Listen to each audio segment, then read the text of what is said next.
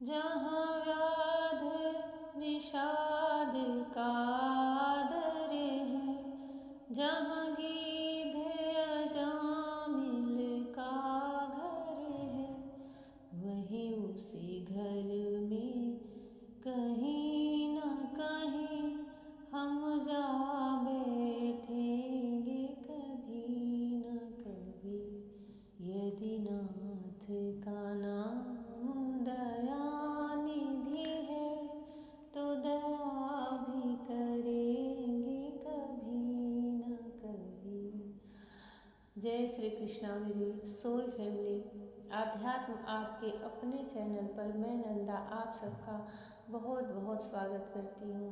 श्रीमद् भागवत महापुराण का पंचम स्कंद समाप्त हो चुका है और उसमें भगवान की बनाई हुई इस सुंदर सृष्टि का बड़ा ही सुंदर वर्णन है, अद्भुत वर्णन है।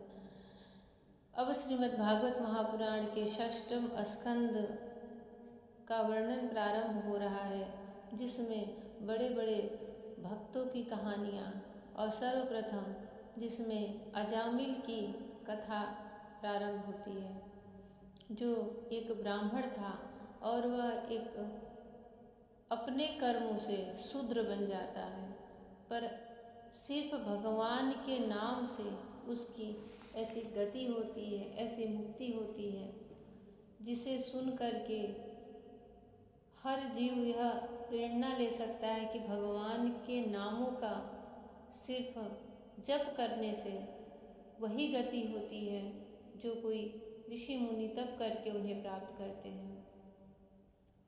भगवान के नाम में इतनी शक्ति होती है कि उनके नाम का उच्चारण करने से भले आपका भाव कुछ और हो, जो देवदूत होते हैं वह हमारी रक्षा करने के लिए आ जाते हैं।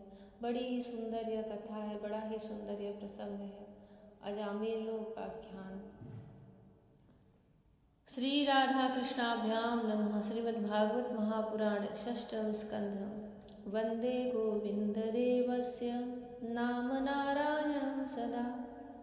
अबुद्धयापि यदुच्चार्य मुक्तः पापोऽप्यजामिलः। ओम नमो भगवते वासुदेवाय। श्रीमद्भागवत महापुराण षष्ठ स्कंद पहला अध्याय अजामिलोपाख्यान प्रारंभ। राजा परीक्षित ने कहा, भगवान आप पहले द्वितीय स्कंद में निवृत्ति मार्ग का वर्णन कर चुके हैं तथा यह बतला चुके हैं कि उसके द्वारा अर्चिरादि मार्ग से जीव क्रमशः ब्रह्मलोक में पहुँचता है और फिर ब्राह्मणों के साथ मुक्त हो जाता है।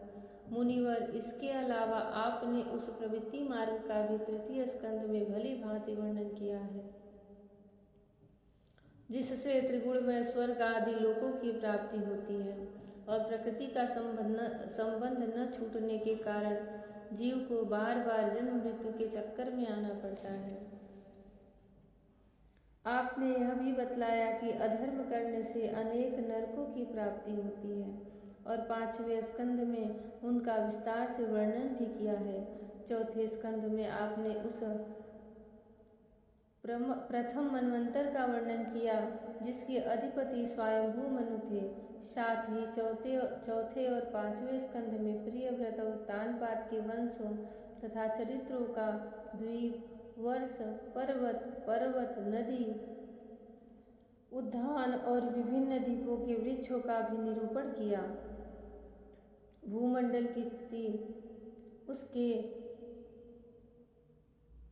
द्वीप, वर्षादि विभाग, उनके लक्षण तथा परिमाण, नक्षत्रों की स्थिति, अतल वितल आदि भूविवर, सात पाताल और भगवान ने इन सब की जिस प्रकार सृष्टि की उसका वर्णन भी सुनाया। महाभाग, अब मैं वह उपाय जानना चाहता हूँ जिसके अनुष्ठान से मनुष्यों को अनेकानेक भयंकर यातनाओं से पूर्ण नरकों में न जाना पड़े। आप कृपा करके उसका उपदेश कीजिए। श्री सुखदेव जी ने कहा, मनुष्य मन, वाणी और शरीर से पाप करता है।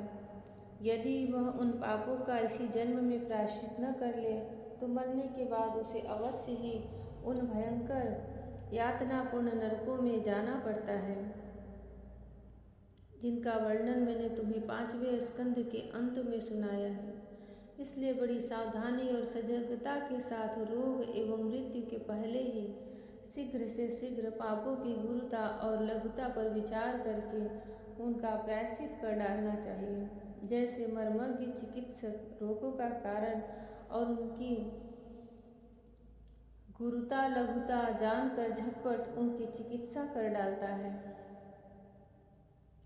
राजा परीक्षित ने पूछा, भगवान, मनुष्य राजदंड, समाजदंड आदि लौकिक और शास्त्रोक्त नरक गमन आदि पारलौकिक कष्टों से यह जानकर भी कि पाप उसका शत्रु है, पाप वासनाओं से विवश होकर बार बार वैसे ही कर्मों में प्रवृत्त हो जाता है, ऐसी अवस्था में उसके पापों का प्रायश्चित कैसे संभव है? मनुष्य कभी तो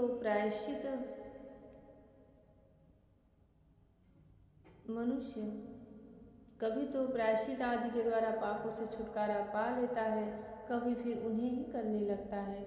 ऐसी स्थिति में मैं समझता हूँ कि जैसे स्नान करने के बाद धूल डाल देने के कारण हाथी का स्नान व्यर्थ हो जाता है, वैसे ही मनुष्य का प्रायश्चित करना भी व्यर्थ ही है।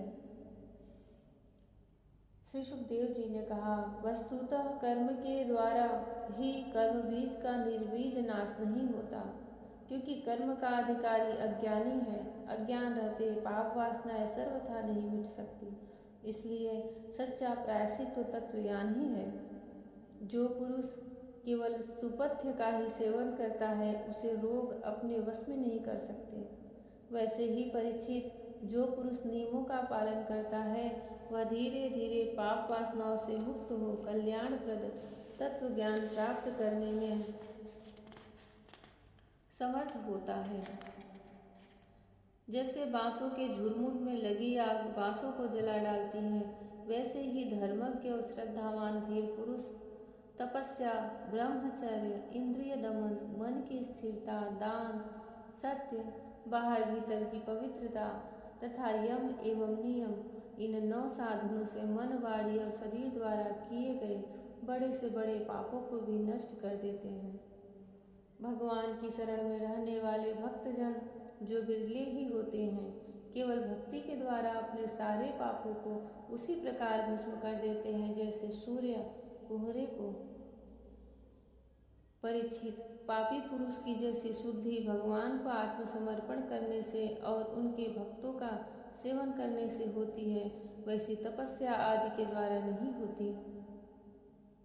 जगत में यह भक्ति का पंथ ही सर्वश्रेष्ठ, भय रहित और कल्याण स्वरूप है, क्योंकि इस मार्ग पर भगवत परायण सुशील साधु जन चलते हैं। परीक्षित, जैसे शराब से भरे घड़े को नदियाँ पवित्र नहीं कर सकती, वैसे ही बड़े बड़े प्रायश्चित बार बार किए जाने पर भी भगवत विमुख मनुष्य को पवित्र करने में असमर्थ हैं। जिन्होंने अपने भगवद गुणानुरागी मन मधुकर को भगवान श्री कृष्ण के चरणार विंद मकरंद का एक बार पान करा दिया, उन्होंने सारे प्रायश्चित कर लिए। वे स्वप्न में भी यमराज और उनके पासधारी दूतों को नहीं देखते, फिर नरक की तो बात ही क्या है। परीक्षित, इस विषय में महात्मा लोग एक प्राचीन इतिहास कहा करते हैं। इसमें भगवान विष्णु और यमराज के दूतों का संवाद है। तुम मुझसे उसे सुनो। कान्यकुब्ज नगर गन्नौज में एक दासीपति ब्राह्मण रहता था। उसका नाम था जामिल। दासी के संग से दूषित होने के कारण उसका सदाचार नष्ट हो चुका था। वह पतित कभी बटोहियों को बांधकर उन्हें लूट लेता, कभी लोगों को जुए के छल से हरा देता, किसी का धन धोखाधड़ी से ले लेता तो किसी का चुरा लेता। इस प्रकार अत्यंत निंदनीय वृत्ति का आश्रय लेकर अपने कुटुंब का पेट भरता था और दूसरे प्राणियों को बहुत ही सताता था। परीक्षित, इसी प्रकार वह वहाँ रहकर दासी के बच्चों का लालन पालन करता रहा। इस प्रकार उसकी आयु का बहुत बड़ा भाग 88 वर्ष बीत गया। बूढ़े अजामिल के 10 पुत्र थे। उनमें सबसे छोटे का नाम था नारायण। माँ बाप उसे बहुत प्यार करते थे। वृद्ध अजामिल ने अत्यंत मोह के कारण अपना संपूर्ण हृदय अपने बच्चे नारायण को सौंप दिया था। वह अपने बच्चे की तोतली बोली सुन सुनकर तथा बाल सुलभ खेल देख देख कर फूला नहीं समाता था। अजामिल बालक के स्नेह बंधन में बंध गया था। जब वह खाना खाता तब उसे भी खिलाता, जब पानी पीता तो उसे भी पिलाता। इस प्रकार वह अतिशय मूढ़ हो गया था। उसे इस बात का पता ही न चला कि मृत्यु मेरे सिर पर आ पहुंची है। जय श्री कृष्ण। अजामिल की यह कथा आप लोग पूरा अवश्य सुने। इसे इतना पापी और निंदनीय कर्म करने के बाद भी मृत्यु के अंतिम क्षण में सिर्फ नारायण मुख से उच्चारण हो जाने पे भगवान के देवदूत, भगवान के पार्षद यमराज के यमदूतों से लड़ जाते हैं और अजामिल के प्राणों की रक्षा करते हैं। और उन दूतों में और भगवान के पार्षदों में धर्म पर बहुत बड़ा संवाद होता है। आप लोग इस प्रसंग को पूरा जरूर सुने। जय श्री राधे, जय श्री कृष्ण, हरि ओम।